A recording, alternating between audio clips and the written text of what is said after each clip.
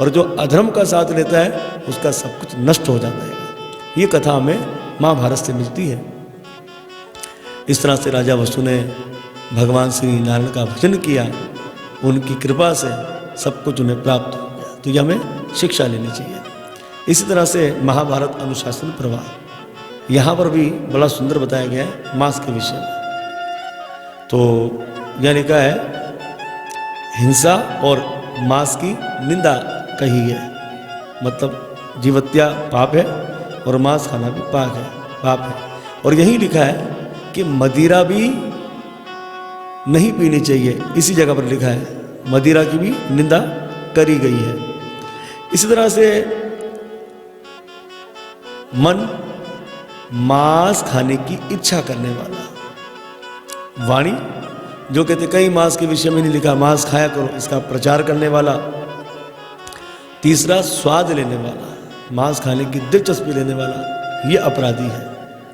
इसलिए तपस्या में लगे हुए पुरुष, भीष्म पितामह जी युधिष्ठिर महाराज जी को ज्ञान का उपदेश दे रहे हैं कि तपस्या में लगे हुए पुरुष कभी भी मांस नहीं खाते।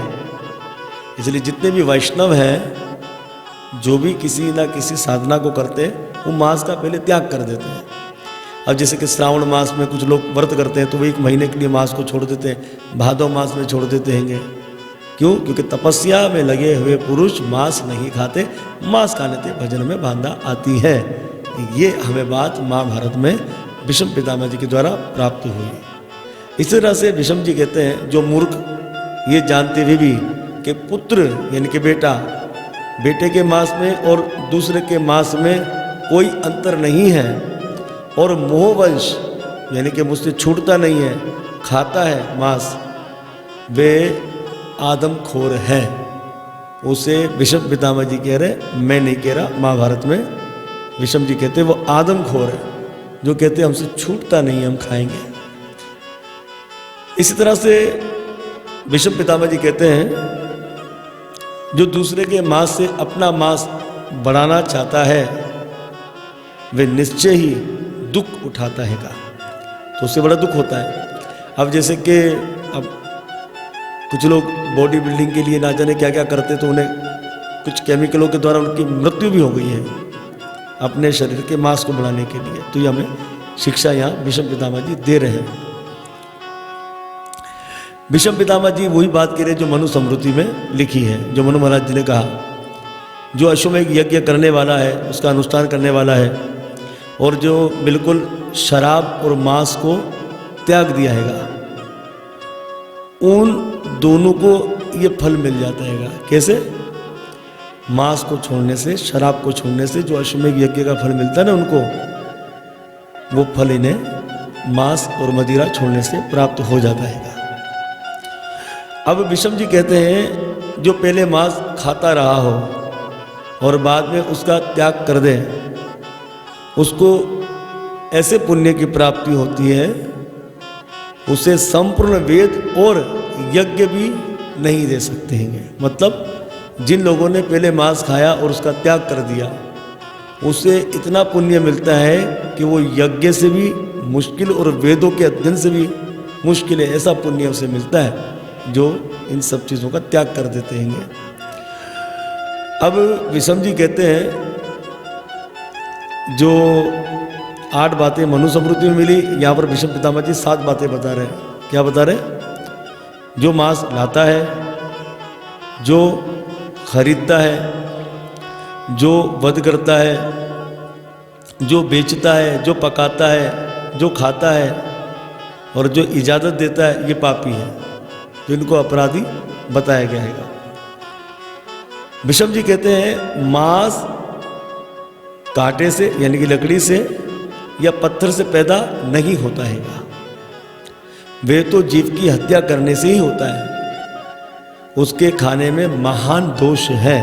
क्या सुंदर बात भीष्म पितामह जी युधिष्ठिर महाराज जी को कह रहे हैं।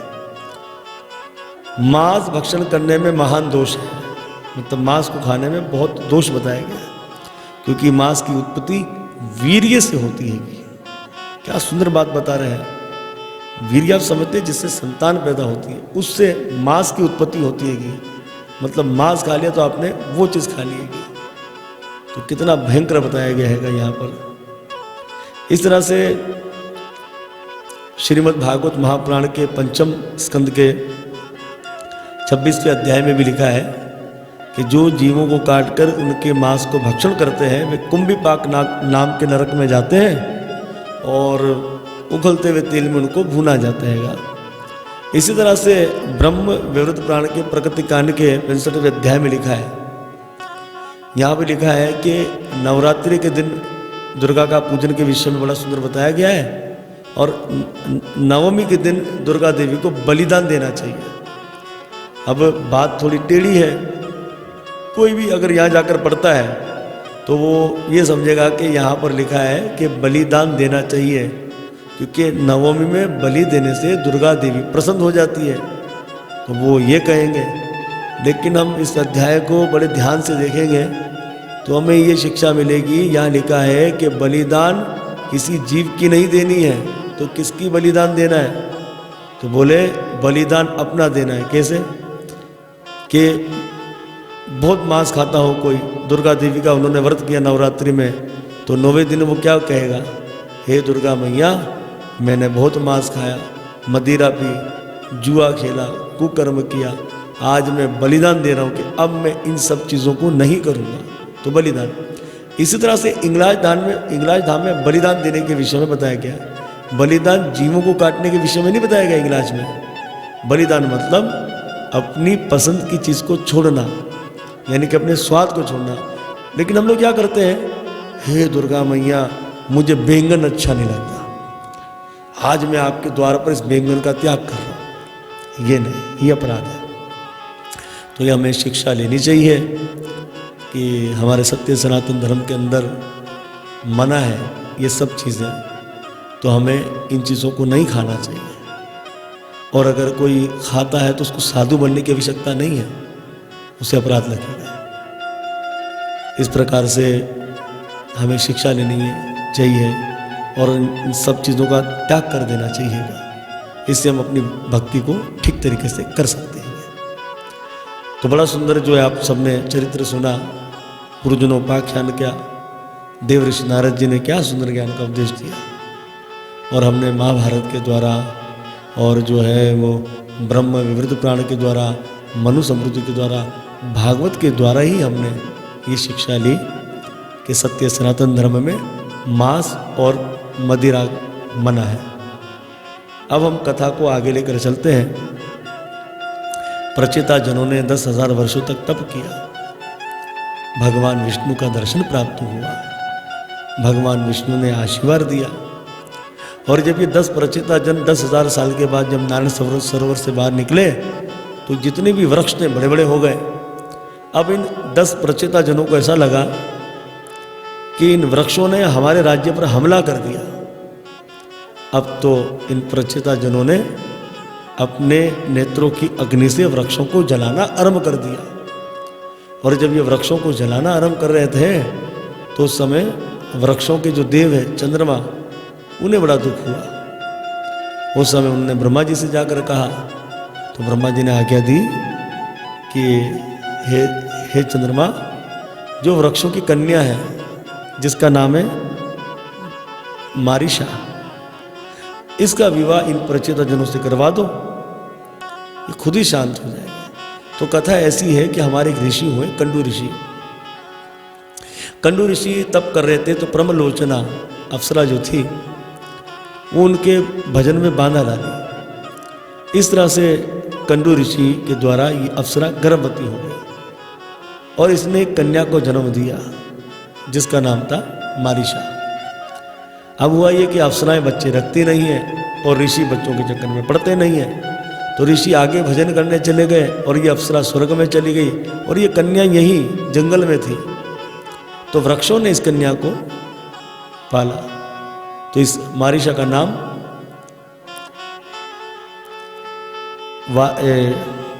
मारीशा जो है ये वृक्षों की कन्या हुई और ये वृक्षों की कन्या हुई और वृक्षों ने इसे पाला।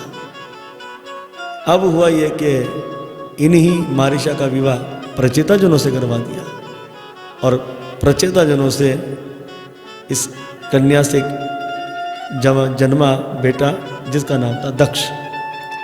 ये वही दक्ष है शंकर जी का ससुर, क्योंकि उस समय तो बकरे का सर था, कोई कार्य कर नहीं सकता था, इसलिए वो शरीर छूटा। तो अब ये प्रचेता जनों का बेटा बनकर उत्पन्न हुआ।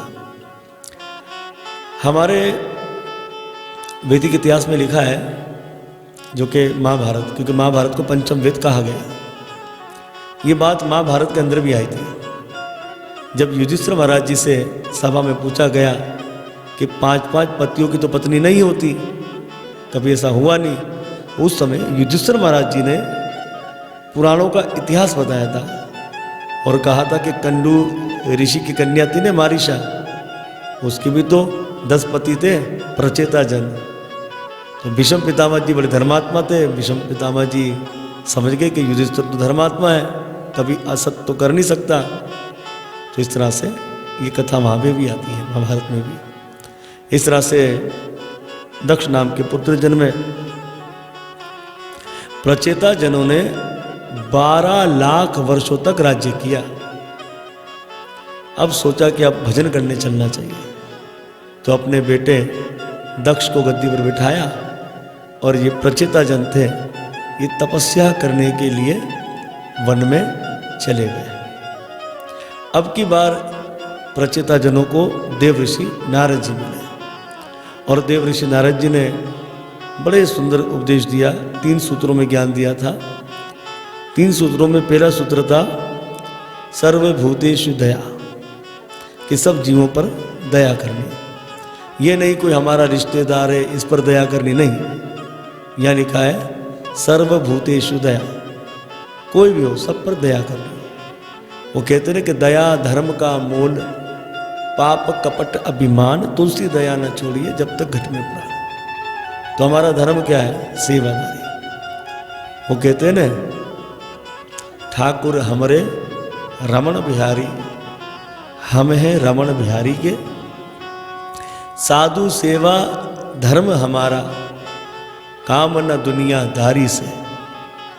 भला कहो या बुरा कहो हमें, हम हो गए रमण बिहारी के। तो हमारा कर्तव्य है, ये अपना कर्तव्य समझकर ही हमें सब जीवों पर दया करनी है। इसके पहला सूत्र है दया। दूसरा, जो भगवान ने दिया उसमें संतुष्ट रहना। वो कहते हैं जितना दिया श्री राम ने उतनी मेरी औकात नहीं, ये कर्म है मेरे रामा का, वरना मुझ में ऐसी बात नहीं। तो जितना जगन्नाथ भगवान ने दिया उसमें मस्त रहना।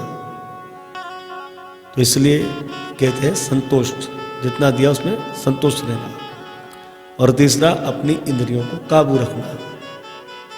आँख जो देखना चाहे वो नहीं, हम जो देखना चाहे आँख वो देखे।